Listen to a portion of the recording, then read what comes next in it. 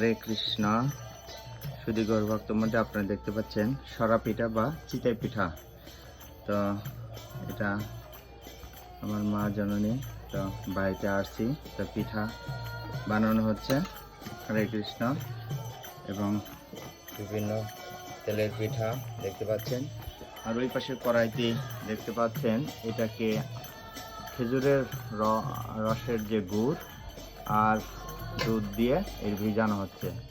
তারপরে জগন্নাথ দেবকে দেখানো হবে। হরে কৃষ্ণ। তো এই পিঠাগুলো এত সুন্দর হলে, তো দেখি সবাই কৃপা করবেন যেন এটা জগন্নাথ দেবকে অফারিং করে তারপরে আমরা সেই প্রসাদ আস্বাদন করতে পারি সকলে। আর আপনারা যারা যারা পেতে চান তারা চলে আসুন এখানে। হরে কৃষ্ণ। হরে কৃষ্ণ। দেখতে পাচ্ছেন